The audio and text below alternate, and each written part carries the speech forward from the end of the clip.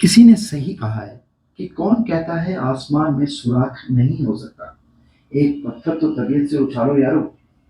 यह एक बहुत ही प्रेरणादायक कविता की कुछ पंक्तियां हैं जो दुष्यंत कुमार जी ने लिखी हैं। इसका सीधा सा यही मतलब है कि कोई भी कार्य कठिन नहीं होता का फ्रेंड्स, बस जरूरत है सही मन और पक्के इरादे से उस कार्य को पूरा करने की कोशिश करना। लाइन उन लोगों के लिए सही बैठती है जिन्होंने जीवन में कभी हार नहीं मानी और कठिन परिस्थितियों के साथ अपने सपनों को पूरा किया।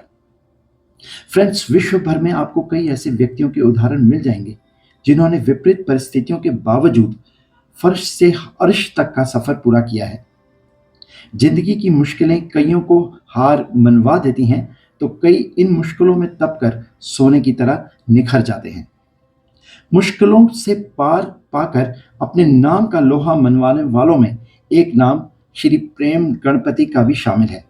वही प्रेम गणपति जो मशहूर डोसा चेन डोसा प्लाजा के मालिक हैं और आज उनकी डोसा चेन देश विदेश में काफी लोकप्रिय है। फ्रेंड्स, कभी बर्तन धोकर मात्र 150 रुपए कमाने वाले प्रेम गणपति के डोसा प्लाजा का रेवेन्यू आज क्या है, यह सुनकर आप सभी चौंक जाएंगे। आज डोसा प्लाजा का रेवेन्यू करोड़ों में है। अपनी मेहनत के दम पर प्रेम गरीबी को पीछे छोड़ कैसे शिखर तक पहुंचे, आइए जान लेते हैं। इनका जन्म भले ही एक गरीब परिवार में हुआ, लेकिन अपनी मेहनत और लगन से इन्होंने खुद को एक सफल कारोबारी बनाया। आज वह भारत के चुनिंदा व्यवसायियों में गिने जाते हैं।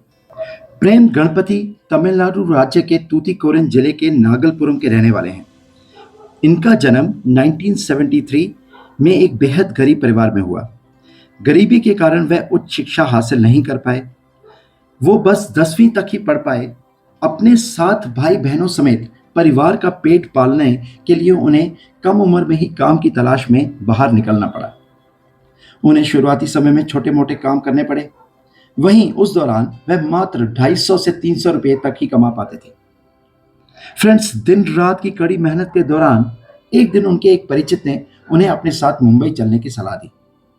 यह कहा कि मुंबई में उन्हें वह 1200 महीने की सैलरी दिलवाएंगे, जो कि प्रेम गणपति के लिए उनकी कल्पना से काफी ज्यादा थी।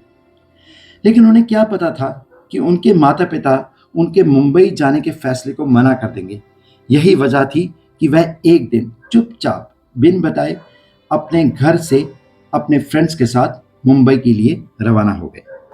फ्रेंड्स, बदकिस्मती देखिए, उन्हें क्या पता था कि जो परिचित उन्हें अपने साथ मुंबई लेके जाएगा वही उन्हें ठग लेगा। उस व्यक्ति ने प्रेम के 1200 रुपए भी चुरा लिए और प्रेम को अकेला मुंबई के रेलवे स्टेशन पर छोड़कर चलता बना। विपरीत परिस्थितियां प्रेम का पीछा नहीं छोड़ रही थी। उन्होंने घर वापस जाने का ना सोचकर मुंबई में ही किस्मत आजमाने की ठान ली। उन्हें माहिम की एक बेकरी में मात्र 150 रुपए में बर्तन धोने का काम मिल गया। वही रात में बेकरी में ही मालिक ने सोने के लिए भी बोल दिया था, तो इस तरह से प्रेम को वहां पर छत भी मिल गई। करीब 2 वर्षों तक प्रेम ने कड़ी मेहनत और इस दौरान कई होटलों में काम किया। इन वर्षों में उन्होंने अपना एक मकसद बना लिया था और वो था कि ज्यादा से ज्यादा काम करना और पैसे कमाना। फ्रेंड्स, 1992 में प्रेम ने खुद के जमा किए हुए पैसों से बिजनेस करने का सोचा और वो बिजनेस था वाशी रेलवे स्टेशन के सामने इडली डोसा बेचना। इसके लिए प्रेम गणपति ने 150 रुपये महीने पर एक ठेला किराए पे लिया और 1000 रुपये बर्तन, चूल्हा और अन्य जरूरी सामान खरीदने के लिए लगाए। फ्रेंड्स, गणपति का काम चल पड़ा। काम सही चलने लगा और काम को बढ़ाने के लिए प्रेम ने अपने 2 भाई मुरुगन और परम शिवन को मुंबई अपने पास बुला लिया। जल्दी उनका परोसे जाने वाला खाना लोगों का फेवरेट बन गया। इसके पीछे की वजह थी खाने की क्वालिटी और साफ सफाई बनाए रखना। इसके अलावा वह काम के दौरान पर सिर पर टोपी भी पहनते थे ताकि सिर के बाल खाने में ना गिरें। लोगों की बढ़ती भीड़ ने महीने का प्रॉफिट 20,000 रुपये तक पहुंचा दिया था। इसके बाद प्रेम गणपति वाशी में ही एक जगह किराए पर लेकर रहने लगे। फ्रेंड्स, प्रेम के ठेले को कई बार म्यूनिसिपैलिटी अथॉरिटी द्वारा सीज भी किया गया क्योंकि उनके पास ट्रेड लाइसेंस नहीं था। इसके चलते प्रेम को अपना ठेला छुड़ाने के लिए हैवी जुर्माना भरना पड़ता था। हालांकि यह समस्या तब दूर हुई जब प्रेम ने अपने खुद का रेस्टोरेंट खोला। सफलता की सीढ़ी चढ़ रहे प्रेम ने 1997 में वाशी में 50,000 डिपॉजिट और 5,000 महीने के किराए पर एक रेस्टोरेंट खोल दिया। इस रेस्टोरेंट का नाम रखा गया प्रेम सागर डोसा प्लाजा। वहीं काम के लिए 2 कर्मचारियों को भी रखा गया। यह रेस्टोरेंट कॉलेज स्टूडेंट्स के बीच काफ़ी लोकप्रिय हो गया था। पहले साल में ही इस नए रेस्टोरेंट के जरिए खाने के करीब 26 वैरायटी शुरू की गई। वहीं 2002 तक यहाँ 105 प्रकार के डोसा बनने लग चुके थे। फ्रेंड्स, कुछ दिन के बाद एक चाइनीज प्लाजा के नाम पर प्रेम ने एक और दुकान खोल ली, लेकिन कुछ महीनों बाद ही उस चाइनीज प्लाजा नामक दुकान को घाटे के कारण बंद करना पड़ा। लेकिन उन्होंने अपने साउथ इंडियन व्यंजनों के साथ चाइनीज आइटम का टेस्ट करना शुरू किया, जो कि लोगों को काफ़ी पसंद आने लगा। इसके बाद उन्होंने डोसा प्लाजा का ट्रेडमार्क रजिस्टर करा लिया और साथ ही कई व्यंजनों का भी कॉपीराइट व ट्रेडमार्क करवाया। अपने डोसा प्लाजा के प्रचार के लिए उन्होंने एक वेबसाइट भी बनाई और बड़े बड़े बैनरों के साथ स्टॉल का भी सहारा लिया। उसके बाद उन्होंने मुंबई के सेंट्रल मॉल में भी अपना एक सेंट्रल खोला। उसके बाद उन्होंने अपने डोसा प्लाजा की फ्रेंचाइजी देना शुरू किया और आज इनके भारत के अलावा विश्व के और भी कई देशों में डोसा प्लाजा के आउटलेट हैं। फ्रेंड्स, प्रेम का बचपन से ही सपना था कि वह मॉल में एक रेस्टोरेंट खोलें, लेकिन बार बार असफलता हाथ लग रही थी।